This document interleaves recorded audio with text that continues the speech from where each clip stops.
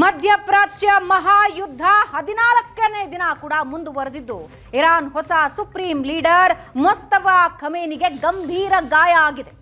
Israel ದಾಳಿಯಲ್ಲಿ 2 ಕಾಲುಗಳನ್ನು ಕಳೆದುಕೊಂಡಿದ್ದಾರೆ ಮುಸ್ತಫಾ ಖಮೇನಿ. ತೆಹರಾನ್ನ ರಹಸ್ಯ ಸ್ಥಳದಲ್ಲಿ ಚಿಕಿತ್ಸೆ ಪಡಿತಾ ಇರೋ Mustafa Khamenei, Ali Khamenei target ಮಾಡಿದ್ದ ದಾಳಿಯಲ್ಲಿ ಮುಸ್ತಫಾ ಖಮೇನಿಗೆ ಗಾಯ ಆಗಿತ್ತು. ಫೆಬ್ರವರಿ 28ನೇ ತಾರೀಕೆ ಅಲಿ ಖಮೇನಿ ಟಾರ್ಗೆಟ್ ಮಾಡಿ ಇಸ್ರೇಲ್ ದಾಳಿ ಮಾಡಿತ್ತು. ಗಂಭೀರವಾಗಿ ಗಾಯಗೊಂಡು ಕೋಮಾಗೂ ಜಾರಿದ್ದ ಮುಸ್ತಫಾ ಖಮೇನಿ ಯುದ್ಧ ಆರಂಭವಾದ ನಂತರ ಬಹಿರಂಗವಾಗಿ ಎಲ್ಲೂ ಕಾಣಿಸಿಕೊಂಡಿಲ್ಲ. ನಿನ್ನೆ ಮುಸ್ತಫಾ ಲಿಖಿತ ಸಂದೇಶನ ಪ್ರಸಾರ ಮಾಡಿತ್ತು ಇರಾನ್. ಆ ಲಿಖಿತ ಸಂದೇಶನೇ ಮಾಧ್ಯಮಗಳಲ್ಲೂ ಕೂಡ ಪ್ರಸಾರ ಆಗಿತ್ತು. ಅಲಿ ಖಮೇನಿ ಹತ್ಯೆಗೆ ಪ್ರತೀಕಾರ ತೆಗೆದುಕೊಳ್ತೀವಿ ಅಂತ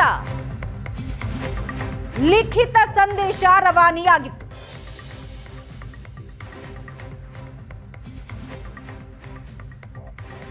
ಇರಾನ್ನ ನೂತನ ಸುಪ್ರೀಂ ಲೀಡರ್ ತನ್ನ 2 ಕಾಲುಗಳನ್ನು ಕಳೆದುಕೊಂಡು ಗಂಭೀರ ಗಾಯಗೊಂಡು ಚಿಕಿತ್ಸೆ ಪಡಿತಾ ಇರೋದಾಗಿ ಇಲ್ಲಿವರೆಗೆ ಮಾಹಿತಿ ಇದೆ.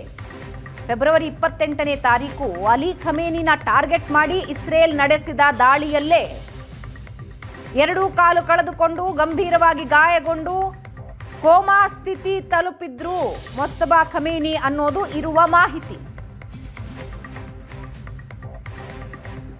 ಆ ದಾಳಿಯ ನಂತರ ಮುಸ್ತಫಾ ಖಮೇನಿಯನ್ನ ನೂತನ ಸರ್ವಾಧಿಕಾರಿಯಾಗಿ ಆಯ್ಕೆ ಮಾಡಲಾಯಿತು. ಅದರ ಬಗ್ಗೆ ಅಧಿಕೃತ ಮಾಹಿತಿ ಹೊರಡಿಸಲಾಯಿತು. ಪ್ರತೀಕಾರದ ಸಂದೇಶ ಕೂಡ ಮುಸ್ತಫಾ ಖಮೇನಿ ಹೆಸರಲ್ಲಿ ರವಾನೆಯಾಯಿತು.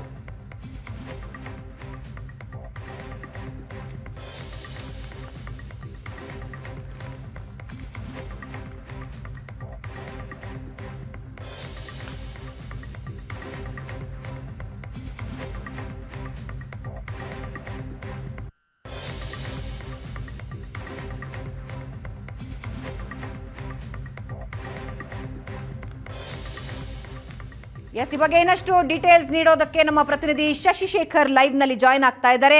ಶಶಿ, ಮುಸ್ತಫಾ ಖಮೇನಿ ನೂತನ ಸರ್ವಾಧಿಕಾರಿಯಾಗಿ ಆಯ್ಕೆ, ನಂತರದ ನಿರ್ಧಾರಗಳು, ಮುಂದಿನ ಭವಿಷ್ಯ ಎಲ್ಲದರ ಬಗ್ಗೆ ಡಿಸ್ಕಷನ್ಗಳಾದವು. ಆದರೆ ಮುಸ್ತಫಾ ಖಮೇನಿಯ 2 ಕಾಲುಗಳು ಕಳೆದುಕೊಂಡು ಗಂಭೀರ ಸ್ಥಿತಿಯಲ್ಲಿ ಚಿಕಿತ್ಸೆ ಪಡಿತಾ ಇರೋ ಮಾಹಿತಿ ಸಿಗ್ತಾ ಇದೆ. ಏನಾಗ್ತಾ ಇದೆ?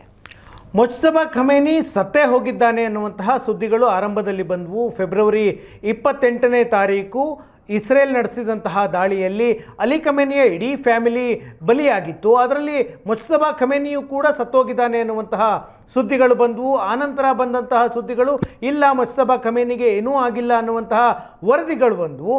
ಅದಾದ ನಂತರ ಅಲಿ ಖಮೇನಿಯ ಉತ್ತರಾಧಿಕಾರಿ ಯಾರಾಗಬೇಕು ಅನ್ನುವಂತಹ ಚರ್ಚೆ ಇರಾನ್ನಲ್ಲಿ ನಡೆಯಿತು. ಯಾರನ್ನು ಆಯ್ಕೆ ಮಾಡಬೇಕು ಅಂತ. ಕೊನೆಯದಾಗಿ ಅಲಿ ಖಮೇನಿ ಸತ್ತು ಹೋಗಿದ್ದಾರೆ. ಅವರ ಹುದ್ದೆಗೆ ಅವರ ಮಗ ಮುಜ್ತಬಾ ಖಮೇನಿಯನ್ನೇ ಆಯ್ಕೆ ಮಾಡಬೇಕು ಅನ್ನುವಂತಹ ನಿರ್ಧಾರಕ್ಕೆ ಇರಾನ್ನ ಅಸೆಂಬ್ಲಿ ಆಫ್ ಎಕ್ಸ್ಪರ್ಟ್ಸ್ ಬಂತು. 88 ಸದಸ್ಯರ ಅಸೆಂಬ್ಲಿ ಆಫ್ ಎಕ್ಸ್ಪರ್ಟ್ಸ್ನ ನಿರ್ಣಯದ ಆಧಾರದ ಮೇಲೆ ಮುಜ್ತಬಾ ಖಮೇನಿಯನ್ನು ಇರಾನ್ನ ಮುಂದಿನ ಸರ್ವೋಚ್ಚ ನಾಯಕ ಅಂತ ಘೋಷಣೆ ಮಾಡಲಾಯಿತು. ಇದೆಲ್ಲ ಆದ ನಂತರ ನಿನ್ನೆ ಸಂಜೆಯ ವೇಳೆಗೆ ಮುಜ್ತಬಾ ಖಮೇನಿ ಇರಾನ್ ದೇಶವನ್ನು ಉದ್ದೇಶಿಸಿ ಮೊದಲ ಬಾರಿಗೆ ಮಾತನಾಡ್ತಾರೆ ಅನ್ನುವಂತಹ ಸುದ್ದಿಗಳು ಬಂದವು.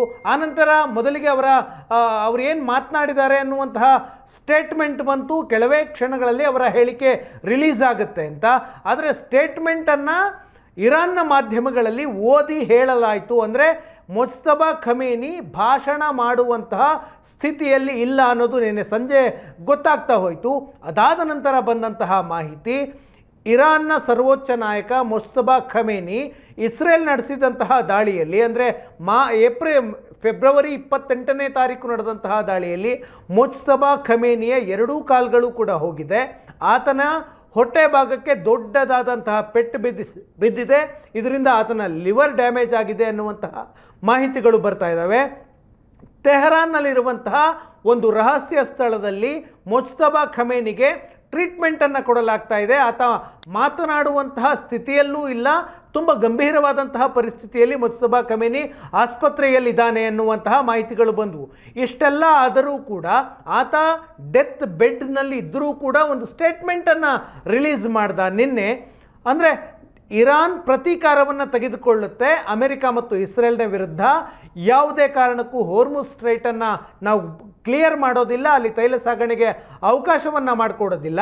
ಅಲಿ ಖಮೇನಿ ಮತ್ತು ಇತರೆ ಇರಾನ್ ಜನರಲ್ಗಳ ಹತ್ಯೆಗಳೇನಾದವು ಇರಾನ್ನಿಂದ, ಮತ್ತು ಇರಾನ್ನ ಮೇಲೆ ಆಗಿರುವಂತಹ ದಾಳಿ, ಅಲಿ ಖಮೇನಿಯ ಹತ್ಯೆ ಮತ್ತು ಇರಾನ್ ಮೇಲೆ ಆಗಿರುವಂತಹ ದಾಳಿ, ಇದೆಲ್ಲಕ್ಕೂ ಕೂಡ ಪ್ರತೀಕಾರವನ್ನು ತೆಗೆದುಕೊಳ್ಳಲಾಗುತ್ತೆ. ಯಾವುದೇ ಕಾರಣಕ್ಕೂ ಮಾತುಕತೆ ಮಾಡೋದಿಲ್ಲ ಅಮೆರಿಕದ ಜೊತೆಗೆ ಅಂತ ಹೇಳಿಕೆಯನ್ನು ರಿಲೀಸ್ ಮಾಡಿದ್ರು. ಅಂದರೆ ಇರಾನ್ನ ಅಸೆಂಬ್ಲಿ ಆಫ್ ಎಕ್ಸ್ಪರ್ಟ್ಸ್ ಯಾವ ವ್ಯಕ್ತಿ ಹಾಸಿಗೆಯಲ್ಲಿ ಟ್ರೀಟ್ಮೆಂಟ್ ತೆಗೆದುಕೊಳ್ತಿದ್ದಾನೋ ಆತನಿಗೆ ಎದ್ದು ಕೂರೋದಕ್ಕೂ ಕೂಡ ಆಗೋದಿಲ್ಲ. ಅಷ್ಟು ಗಂಭೀರವಾಗಿ ಗಾಯಗೊಂಡಿರುವಂತಹ ವ್ಯಕ್ತಿಯನ್ನು ಮುಂದಿನ ಸರ್ವಾಧಿಕಾರಿ ಅಂತ ಘೋಷಣೆ ಮಾಡಿರೋದು ಸಹಜವಾಗಿ ಆಶ್ಚರ್ಯಕ್ಕೆ ಕಾರಣವಾಗುತ್ತೆ. ಆದರೆ ಇದರ ಬಗ್ಗೆ ವೆಸ್ಟರ್ನ್ ಮೀಡಿಯಾಗಳು ಈ ಬಗ್ಗೆ ವರದಿಯನ್ನು ಮಾಡ್ತಾ ಇದ್ದಾವೆ.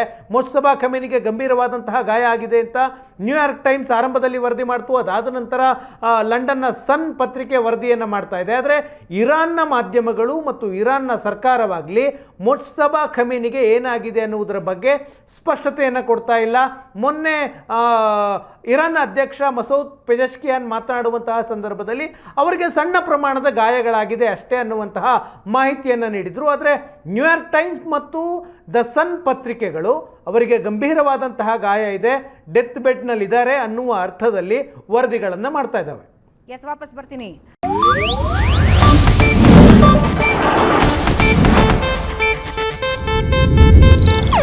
ಇದು ಏಷ್ಯಾನೆಟ್ ನ್ಯೂಸ್ ನೆಟ್ವರ್ಕ್ ಪ್ರಸ್ತುತಿ.